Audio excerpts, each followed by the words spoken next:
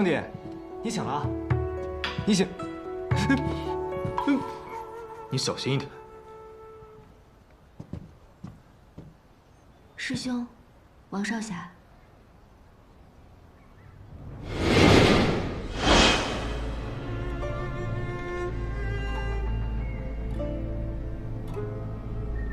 这位是洛清扬，是影宗大弟子洛清扬。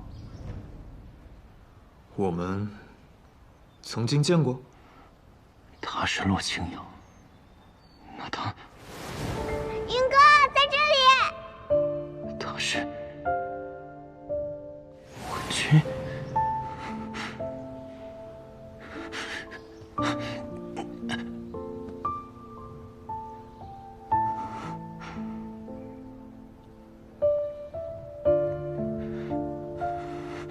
发什么呆啊？哦，对了，这位是我们的救命恩人，景玉王妃。不要叫王妃，我还未过门，就不是王妃。王少侠，你的伤好了吗？多亏王妃和洛兄及时相救，没有伤及内力，现在有大碍了。那，外面没有高人在追捕了吧？怎么可能啊！皇帝陛下可是给我望城山御赐过至清牌匾，从来都是清清白白的，走到哪儿都是上宾以待。那晚只是个意外，意外。那么，你为什么还不走呢？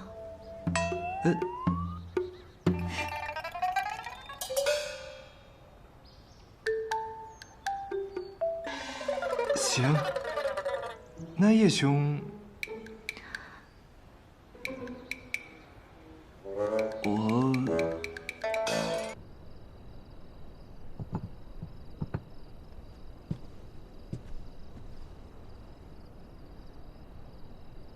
这一道叫笼中鸟，这一叠叫江湖远。叶公子，请。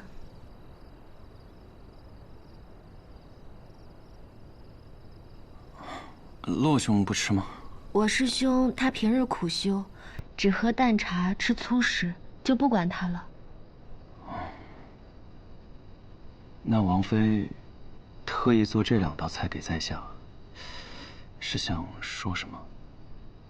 都说了不要叫我王妃，我不想做这所谓的王妃。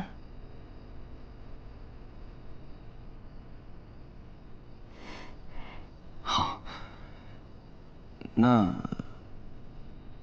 姑娘，你想说什么？不如问问叶公子为何留下？救命之恩，自当相报。不愧是我救下的人，我一打眼就知道你是一个讲义气、重恩情的好人。难道不是因为生了一副好皮囊吗？其实，我昏迷的时候，你们说的话，我都能听到。不要脸！好了，不开玩笑了。姑娘想让在下如何报恩，在下定当赴汤蹈火，在所不辞。不用那么严重，你给我讲讲外面的故事吧。等你讲完，我就放你走。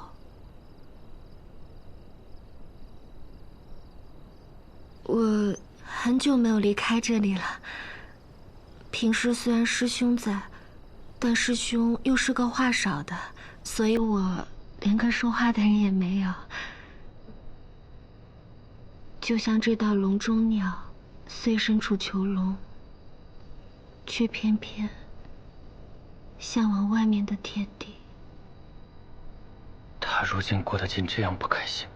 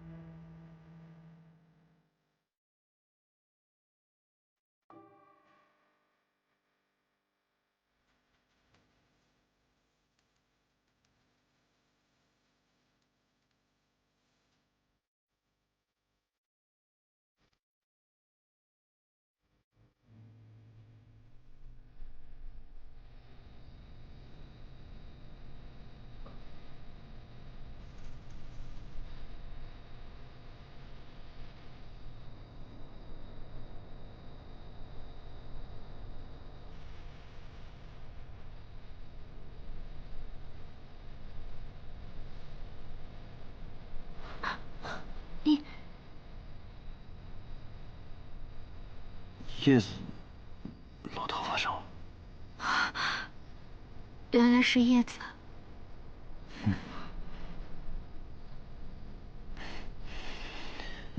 我叶鼎之虽然武功还不是天下一等，若说文采，那也算是差强人意。可若论去过的地方，姑娘怕是找遍整个天启城，也找不到如我这般的了。哦，那你都去过哪里？我先是去了西域32佛国。哦，那边有一座很有意思的城，是座空城，名叫木梁。13岁的时候，同我师父去了南绝，一边走一边练武。最南去过沐风之海，后边呢我就去了北边，去了北蛮最北面的城市，碎叶。我听说北蛮的人都很凶悍的，他们只要谁赢了谁，就能抢走他的帐篷，还有老婆，直到下一个人来抢。不是的，北蛮的民风其实很淳朴的。我记得我当时去了那边，住在一户人家，他们那儿跟我们这儿差不多，都是一室一双人。丈夫呢，每天早上就会出去打猎。哦，他们那边的草原特别大，一望无际的。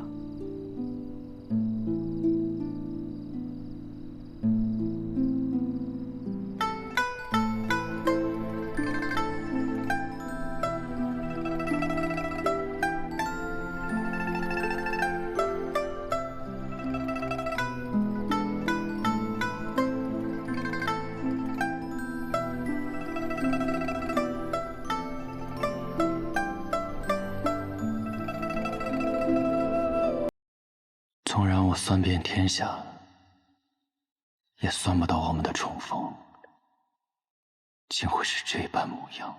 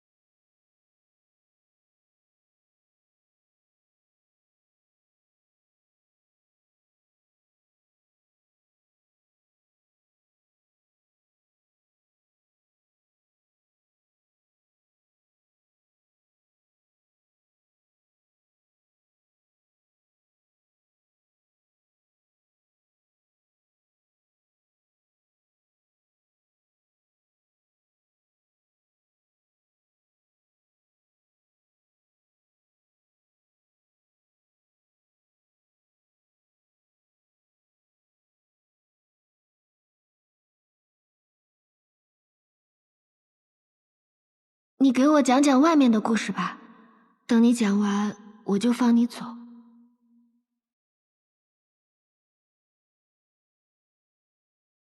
我很久没有离开这里了，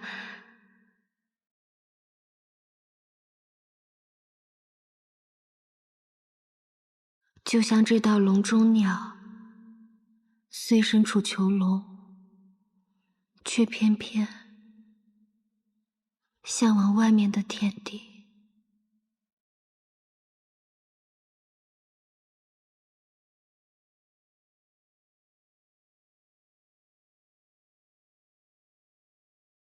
我若说想带他出去，也不知道他肯不肯。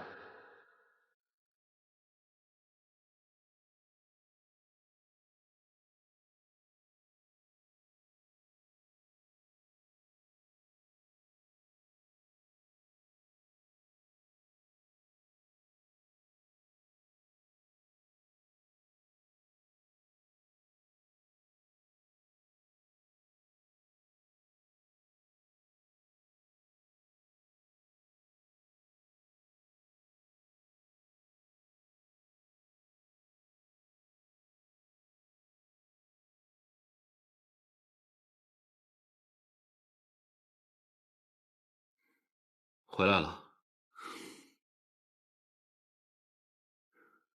白日里，我见到了小姐。哦，那小姐可有解释？其中细节，我日后再与你解释。不过有一点可以确认，小姐并未背叛天外天。那便好。吴相使那边还有何指示吗？他让我们送给北厉皇室一份大礼。什么？你说叶鼎之是叶云？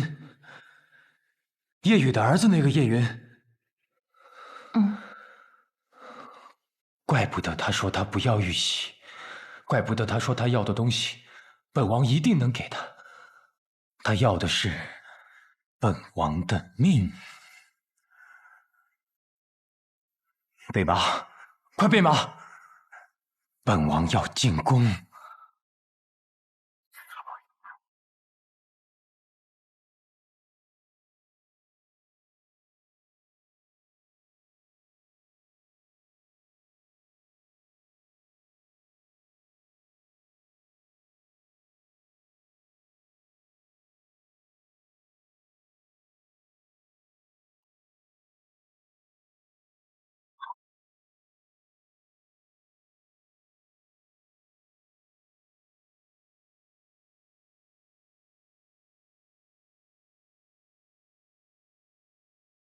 早啊，叶鼎之。姑娘早。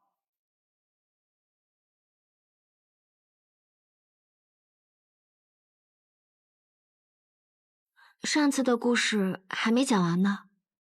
那今天是讲佛国？好啊。那姑娘等一等，我去洗把脸。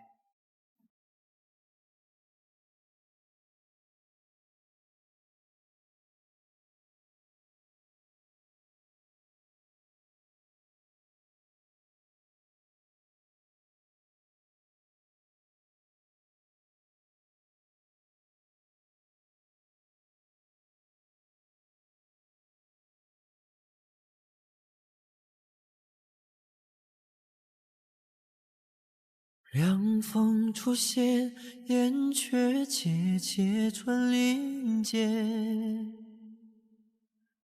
遮烟云烟，恍若大梦还未觉。原是良辰好景万千，独行我飞燕观沧海，化作桑田。直至一红叶，缱绻了流年，才叫人叹风月。久等了。若昙花一现，本无声擦肩。怎么了？啊，没事。不冷吗？是。我不怕冷。讲佛国吧。要去西域32佛国，会经过一座城碧罗城，而去碧罗城的路上会途经一座名为三顾城的小城。所谓美人三顾，一顾倾城，再顾倾国。三顾……等一下，美女很多。对啊。换一个，不想听。哦，那我给你讲讲三顾城的特点吧。这三顾城呢，其实是由一些商人建立起来的，城中赌庄居多，最大那间叫美人庄。又是美人，过不去了是不是？我说的是赌庄。那赌庄为什么会是美人庄？因为美人很多啊。这负责最大赌庄的呢，就是一个花魁娘子，以天女为名。连花魁娘子都出来了。不说这个了，我也是听别人说的，我没去过美人庄。穿过三顾城，就到了碧罗城。这碧罗城里有一个特别大的寺，叫九龙寺。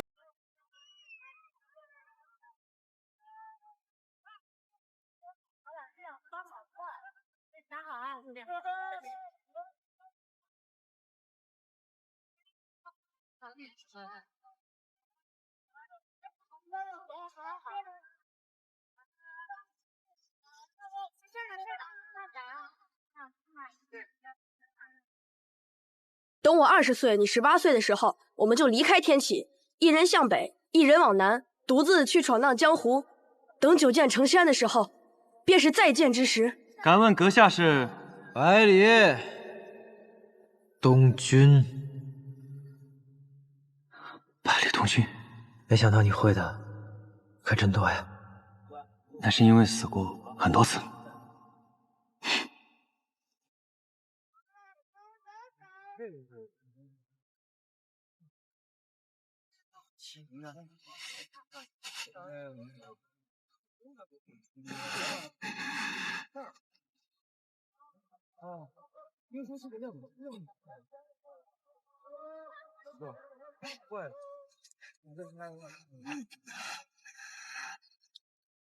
叶鼎之，原依云，昔日将军府余年。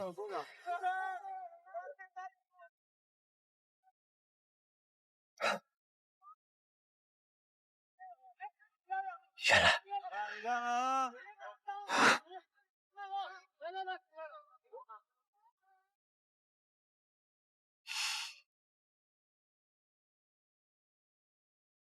遂起楼台信步，燕声惊得侧目。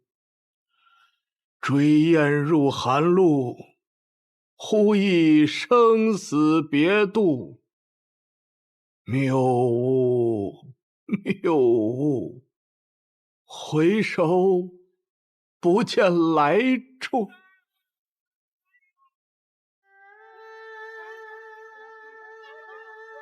行，先走了。哎，好。那您呢？来，看你这个让我看看，我还想买哪？对了，靖宇王府，让一让了啊！我要去找他。别冲动。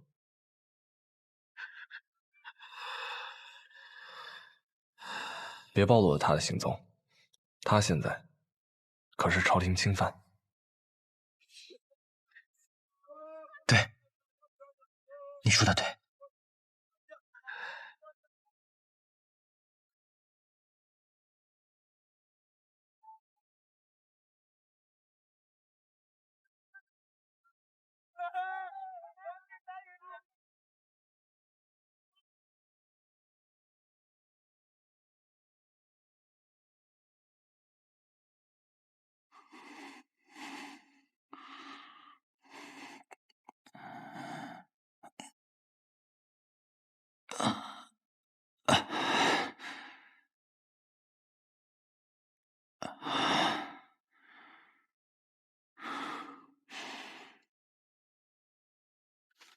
他醒了。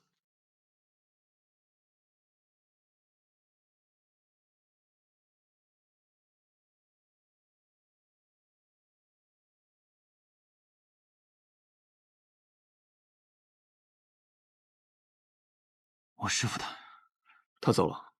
走了？对。怎么可能？我何至于骗你？你的师父剑仙羽生魔跟李先生在碉楼小筑屋顶上打了一架，然后双双不知所踪。后来只有李先生回来了，说你师父羽生魔已经回男爵了。也好。师兄，我想单独跟他说说话。好。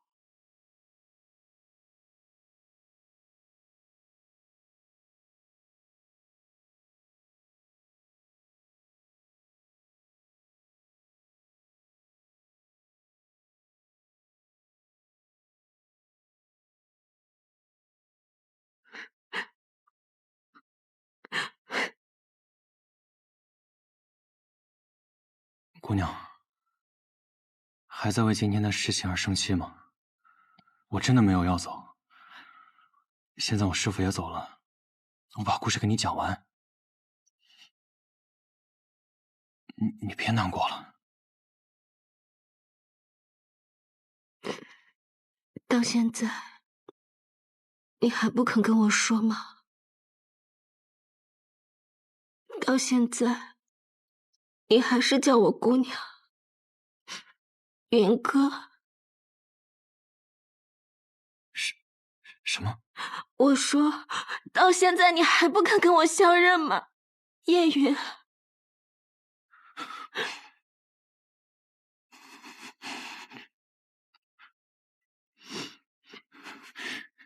你怎么知道？现在不仅是我知道，皇上也知道，全城的人，全天下的人也都会知道。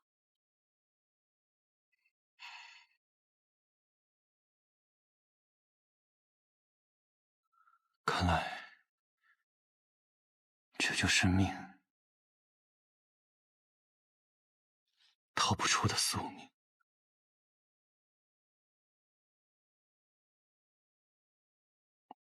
文君，云哥，云哥，我真的好想你，文君真的好想你。我以为真的再也见不到你了。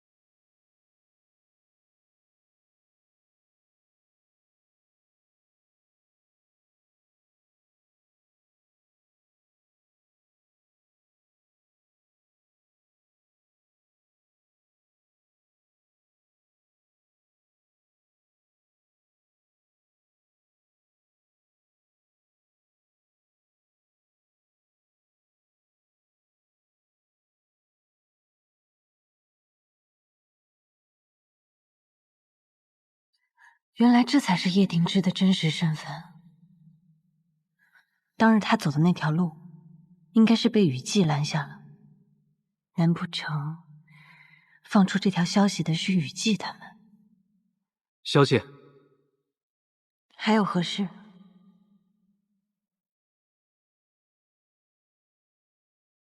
无事。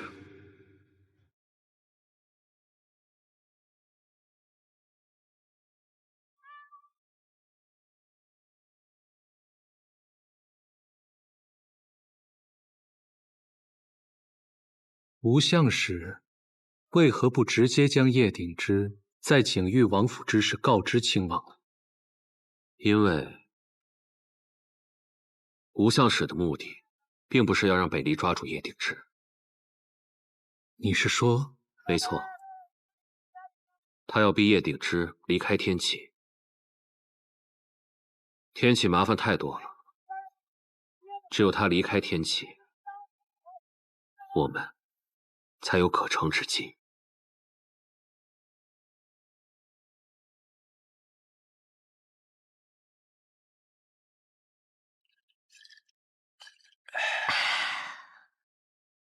我原本以为，在我小的时候他就已经死掉了呢，怎么可能还活着呢？在那样的情况下，可他偏偏就是活了下来，不仅活了下来，还活得好好的，成为了很厉害、很厉害的人，而且还兜兜转转的与我重新遇见，成为了生死与共的好兄弟。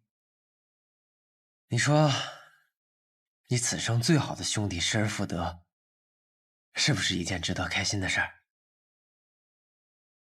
嗯。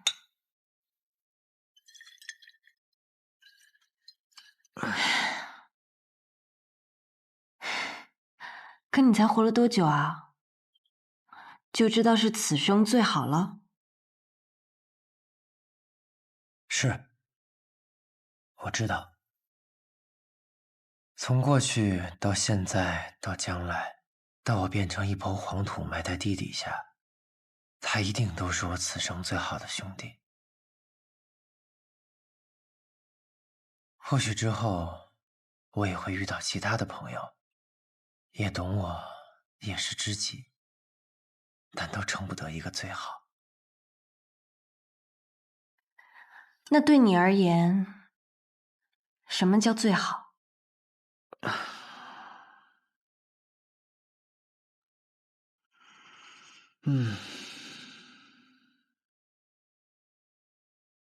对于我而言，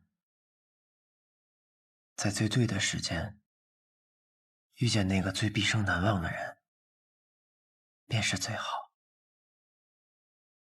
自那以后，天上地下，除了他以外的任何人，都少了那么一点缘分。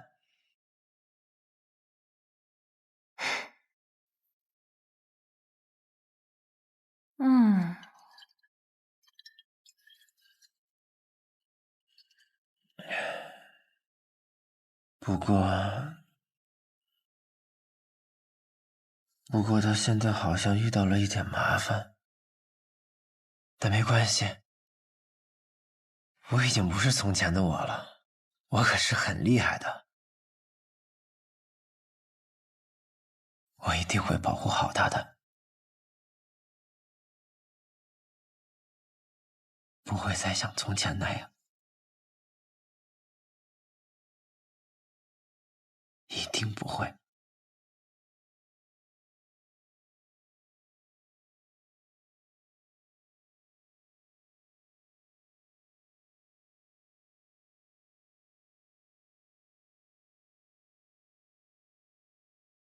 做你最好的朋友，真幸福。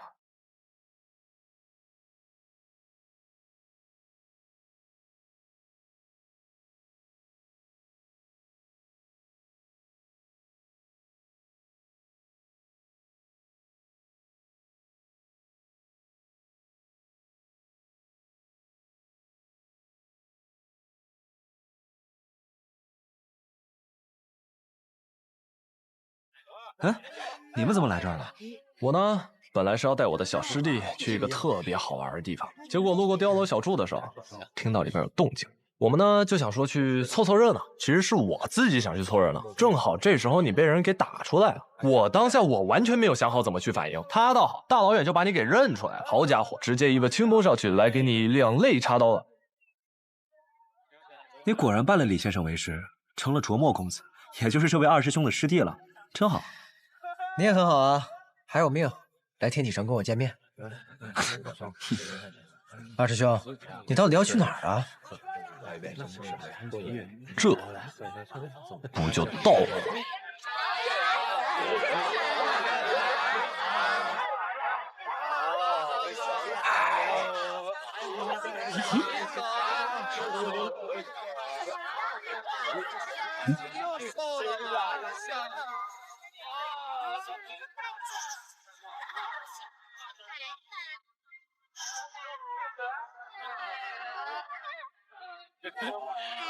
你又错了啊！来来来，俩姐请。不错不错，爹好好赏你。公子，您来了，来来来。哇！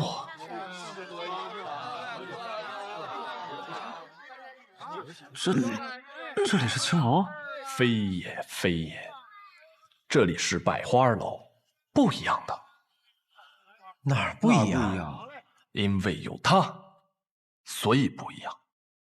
那年，我和顾剑门第一次来到这里，当时的他正在抚琴。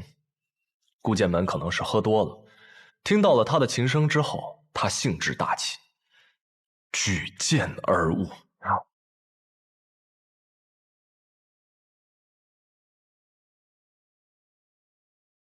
当时的景象尤为震撼。哎呀，哎呀，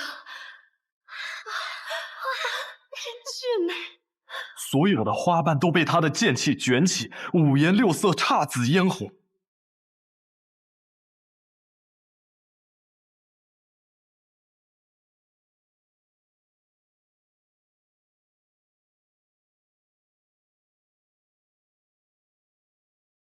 哎呦，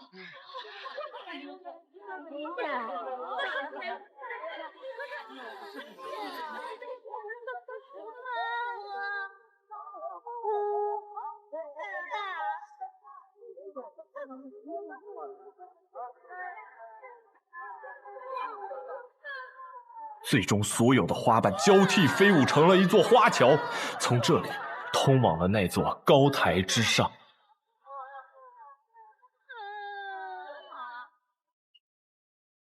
顾剑门说：“闻情可知人。”他觉得这个女子就是他的命定之人，于是踩着花桥，从这里走到了那里，撩开了重重帐幔，去见她。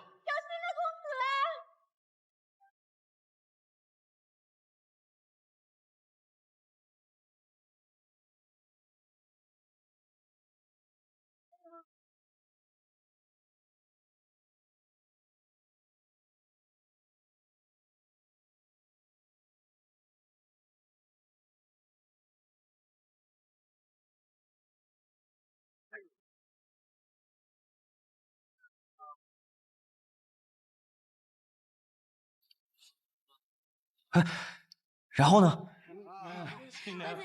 然后顾剑门就下来了，他被拒绝了。啊？现在回想起来，也是几年前的事情。当时的姑娘现在也出落成闭月羞花的样子了，整个天启城都知道她的名字。不知道顾剑门那小子啊，再见到她会不会感慨？雷公子，许久没来听曲儿了。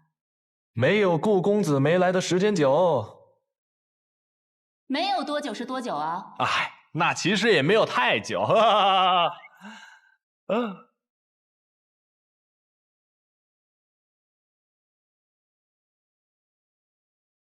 好像有杀气。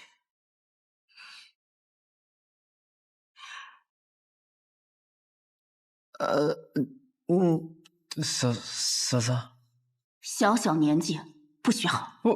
我是无辜的。夫人。对呀，百里东君，你小小年纪不学好，让你别来这种地方，你偏来。我都说我不来了，你非带我来，死拉硬拽把我拽进来，怎么样？现在满足了吧？开心了吧？师兄就不是一个能来这样地方的人。你还要不要脸啊？别说。夫人，我们回家，回我们温暖的家。雷公子打算下次什么时候来啊？不来了，这辈子不可能来了。就是小师弟让我来，我也不来了。走。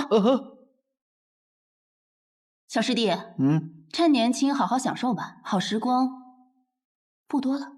师弟走啊！走。娘子啊！错了，我错了啊！好嘞。我们在哪儿啊？我们该干什么呀？少年郎，做什么？好生俊俏的少年郎。姨妈妈，风姑娘今日还奏不奏曲？我都等不及了。哎呀，急什么？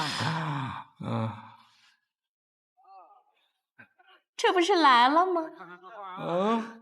好嘞。呀，二爷，你来的正是时候啊！这首乐曲，坐前面来。好，听着让人难过。我听过的。你来过？不是，你还懂音律？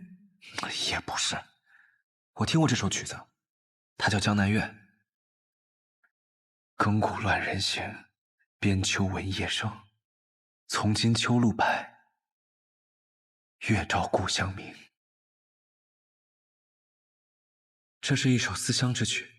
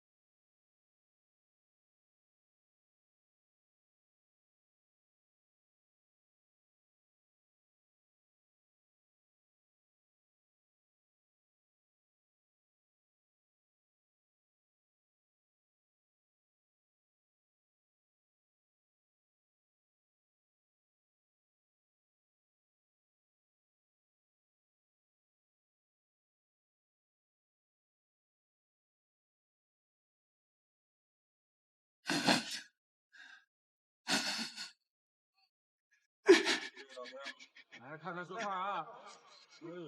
来看看，这我都看的没接着我那家。好，那个啊，跟你讲您这话就说的，这个说的太好。这位公子，小姐好。我可担不起这个词，我家小姐有请。请问，你家小姐是？少年郎，你是真傻还是假傻呀？在百花楼能够被尊称为小姐的只有一位。等会儿，这个呆呆傻傻的小子是谁呀？凭什么风姑娘只见他呀？我天天在此地听曲儿啊，银子花了也不少，连风姑娘的面都没见上。凭什么他第一次来就能登堂入室啊？哎呦，二爷，行，您这消气啊！你不是千金台那位？什么千金台不千金台？今日不说千金台，大家来此地都是来听曲儿的。诸位，百花楼对咱们不公啊！大家伙说是不是？是啊。凭什么？哪有这样？这话说的，你看。是啊，这不合适，还是算了吧。你知道你在拒绝谁吗？不是，姑娘莫要动怒。行了，知音难遇，说不准还能遇到个同乡呢。消气呀，你看这。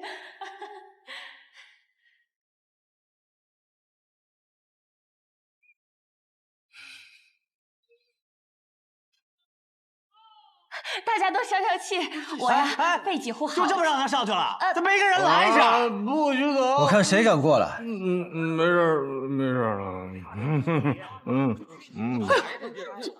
笨蛋，废物！去吧。不是，哎呀，二爷消气。哎呀。少年郎，这位妈妈，哎，可否帮我寻个座位，我好坐着等他。哎呦，公子，你确定今天晚上你能等到他？春宵帐暖，美人在怀，指不定要多久呢。要不我给你找个不错的姑娘陪你歇息。不用，真的不用。三木长风。我就不等你了啊！你好好享受吧。下次再来啊！来。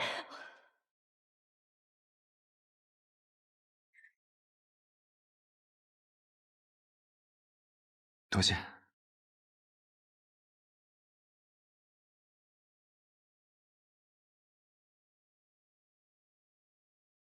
是你吗？哦，姑娘有礼了，在下司空长风。你可是来自渭城？渭城？你的家乡是哪里？我不记得了。那方才那支曲子，你是从哪里学的？这我也不记得了。你怎么什么都不记得了？你这个人是记性不好，还是脑子有问题啊？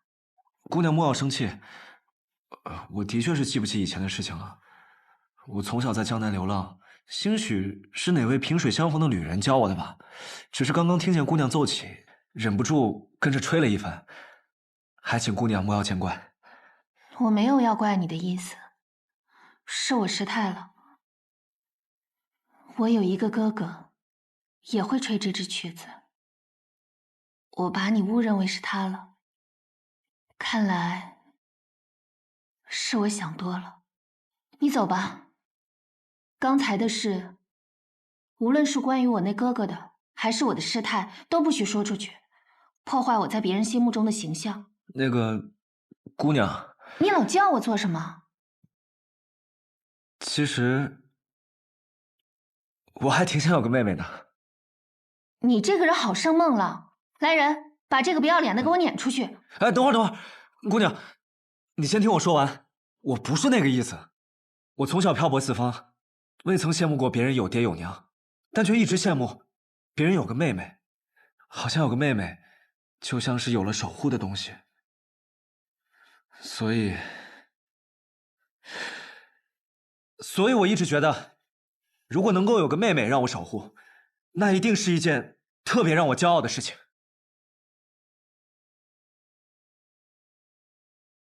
我不要。为什么？姑娘，你那个哥哥叫什么名字？魏洛里。好，从现在开始，我就叫魏洛里了。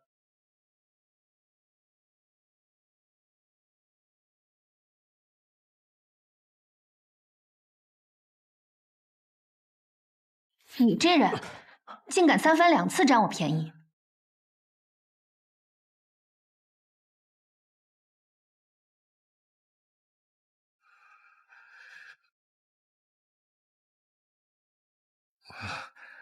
姑娘未曾用力踹我，说明也并未真的生气。姑娘，虽然我忘了自己是不是渭城的人，但你我都来自江南，也恰巧会同一支曲，这说明你我2人与缘分有关。方才我说我想有个像你这样子的妹妹，也是认真的。的确，你我才初次相见，莫名其妙突然多了个大哥，你不适应也是应当的，是我逾越了。我不是来自江南，我的家乡……你又套我话。冤枉呀，姑娘！我有个朋友曾说过，这世上话术是骗人的，但音律不会，因为音律是这个世界上最纯粹、最干净的东西。所以，姑娘，不管你的家乡在哪儿，你最意的地方是江南，最在意的人也在江南。你这个朋友叫什么名字啊？百里东君。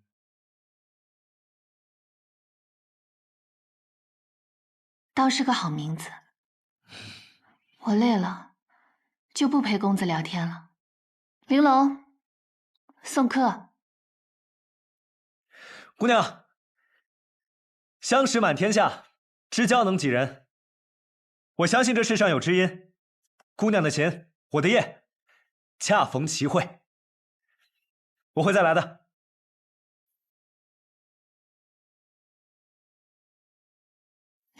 你这话说的，倒像是个读书人。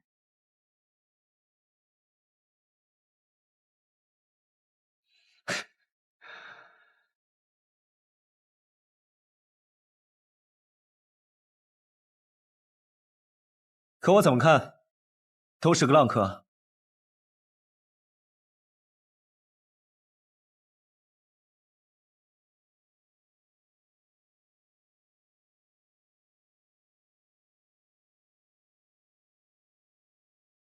小姐，你好像有点喜欢，不是不讨厌他。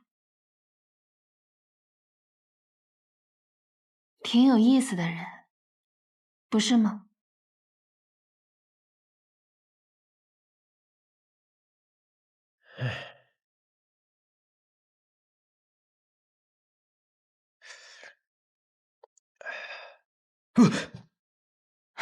尹世珍，你吓死我了！你怎么来了？我今天被师傅盯着练了一整天的功，想找你喝酒放松一下，结果你却不在，好没意思。啊。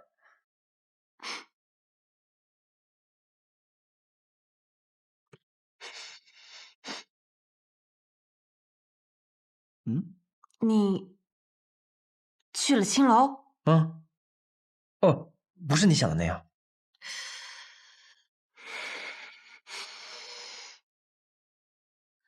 果然，脂香扑鼻，一路的夜风都吹不散。你就是去了青楼。那其实不是青楼，那叫百花楼，是听曲儿的。我之前还听说，师叔有一个最喜欢的姑娘，结果转眼间就去青楼寻花问柳。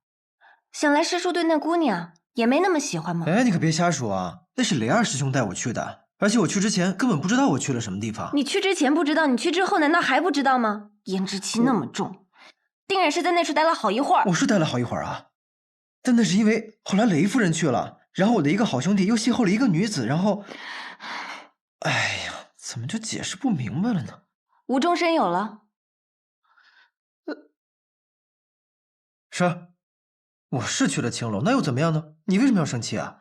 我生气那是因为我整整练了1天的功，你却在外面逍遥快活，我心里不痛快不行啊！哎，尹世之，你还是听我。不要脸！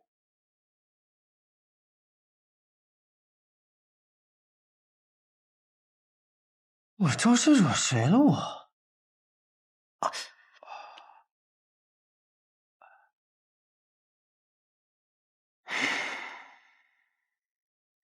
不是要谈叶鼎之的消息吗？为什么莫名其妙的和百里东君吵了一架，还给了他1巴掌？算了，还是找机会联系齐轩吧。听说李长生要离开天启城，没有李长生的天启城，你要强行带走一个人，虽然要付出代价，但也不算难。我自己去。从小到大，你都是那么倔，光凭你自己，就算你有实力，心爱的姑娘，怕是早已嫁给他人。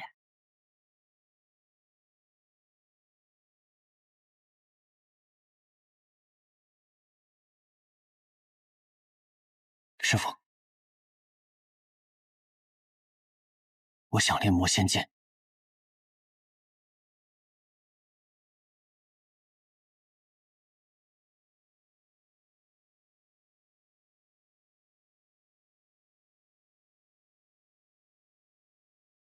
没想到半年不见，你经历这么丰富。没有你的跌宕起伏。哎，你昨晚如何呀？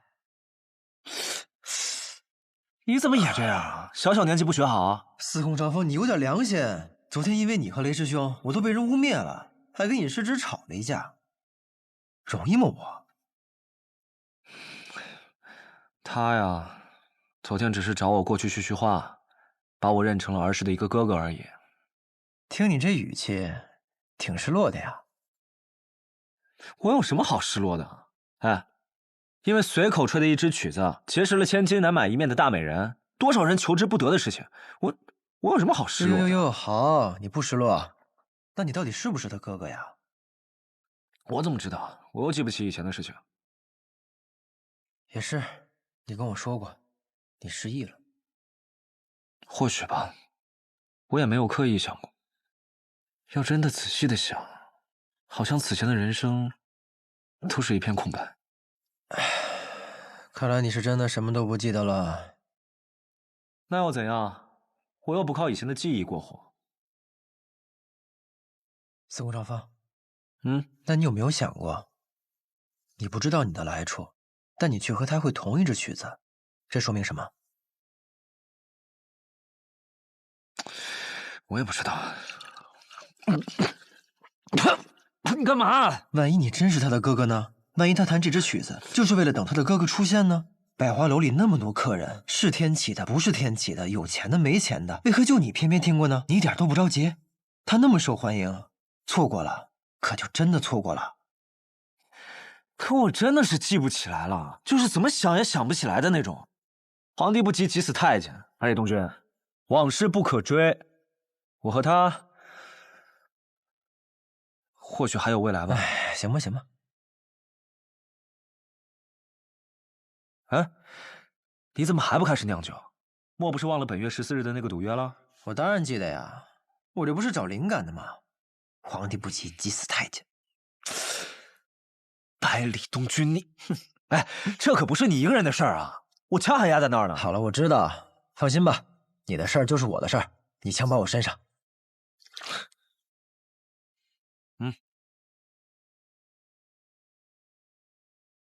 哎。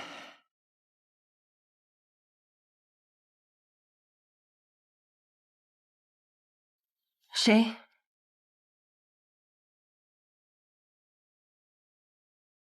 齐轩，是你。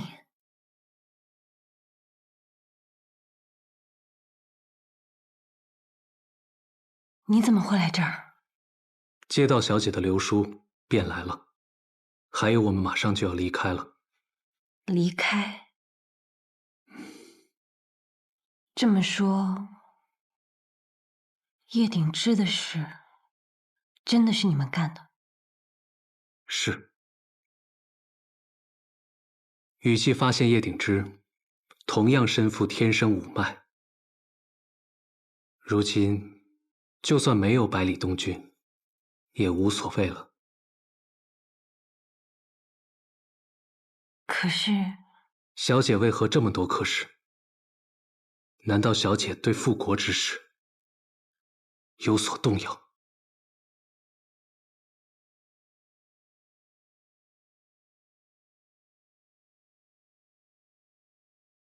是的，这一路我动摇了。齐轩，我们找到天神五脉又如何呢？打开狼月福地，将父亲迎出关，然后让北阙的铁骑踏平北离，是这样吗？可那些刚从战火中平复过来不到20年的百姓该如何？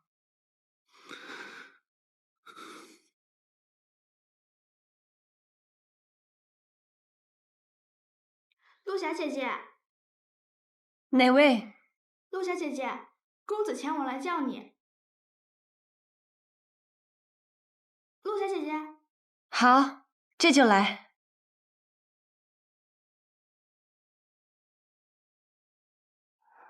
徒儿，你来了呀。师父，来看看这棋。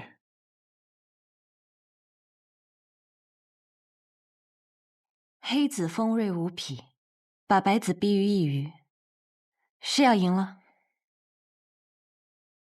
可这白子，并非毫无翻盘的可能，不是吗？师父也说只是可能。白子机会过渺，而代价太大，更可能的是全盘皆输。方才我见到了一只雪国的白鸽飞过，身形矫健，很是优美。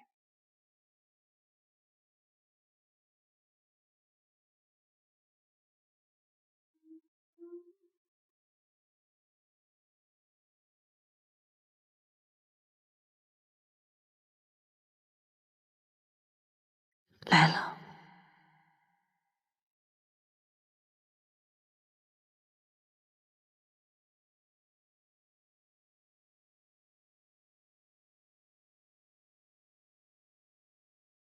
徒儿，你可还记得为师对你说的第一句话？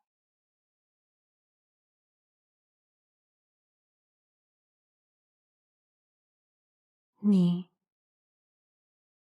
来了。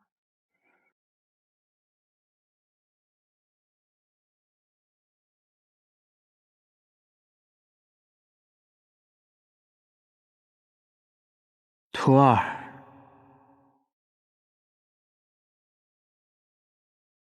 你既入了我的门下，那就不论出身，不论出处，都是我的徒弟，是我第一个弟子，也是唯一的弟子。无论发生任何事，都有为师替你担着。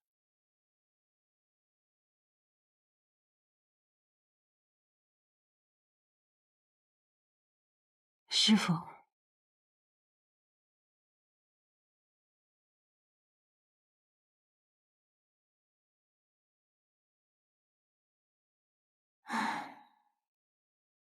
星儿，姐姐什么时候才能回来啊？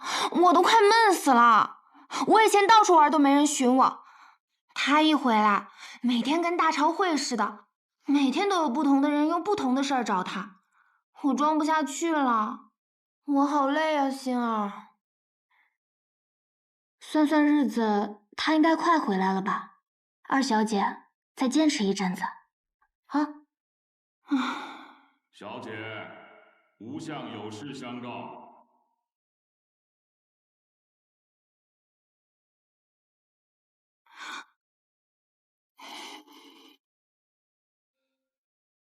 吾相尊使，我近日身体不适，尊使自行决断便是。二小姐，被发现了。二小姐模仿小姐，几乎可以以假乱真。那又怎样？还不是被尊使发现了？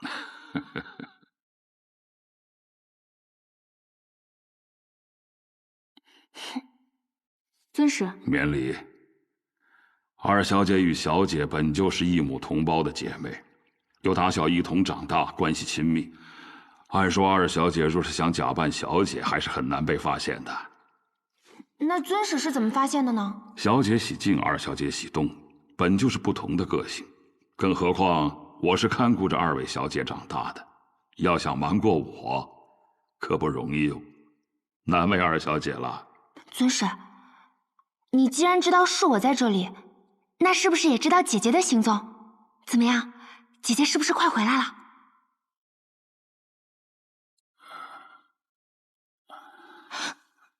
姐姐出事了吗？二小姐别担心，小姐没事，只是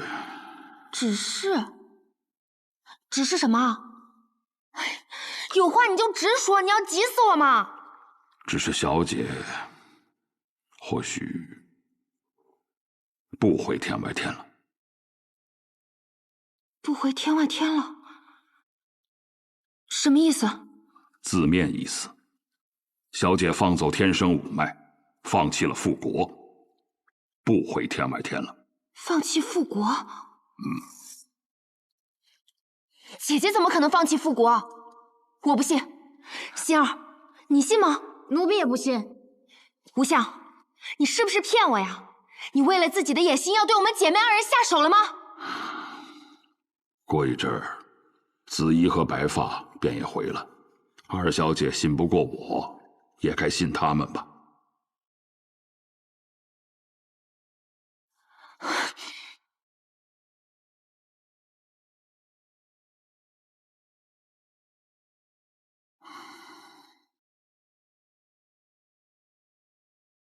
你还有什么要同为师说的？这段时日，有一件事情一直困扰着我。我与身边之人曾经为了一件事而努力，可最近我发现，这件事似乎不是正确的。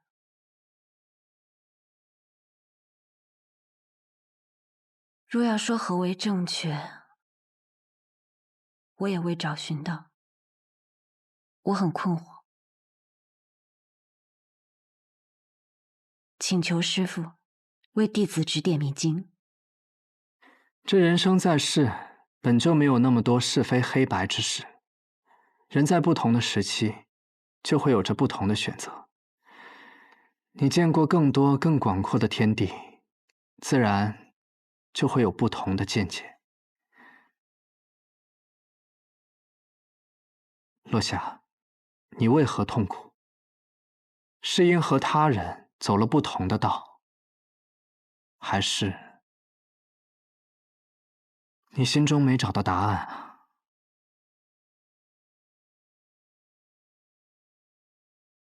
两者皆有吧。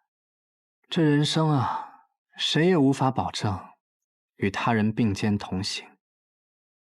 就算是我们北离八公子，路也各不相同。可这又如何呢？所以，就看你最想和谁并肩同行。还迷茫，那说明你还需要继续寻找心底的答案。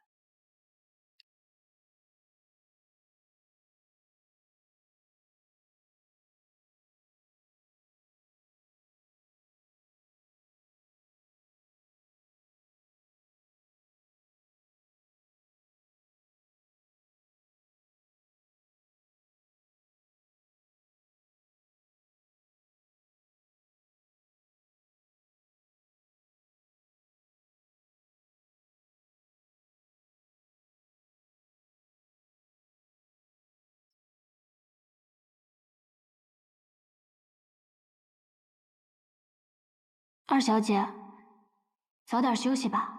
左右护法他们不会这么快回来的。心儿，如果，我是说如果吴相使说的是真的，怎么办？不知道，我只是觉得小姐应当是有苦衷的吧。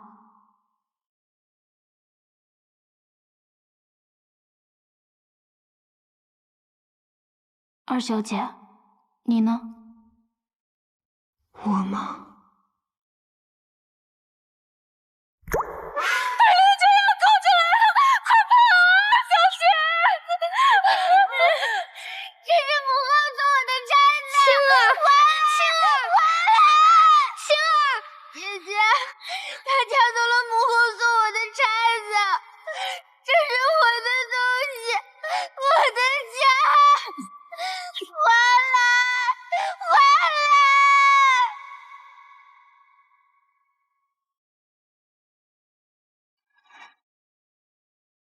二小姐，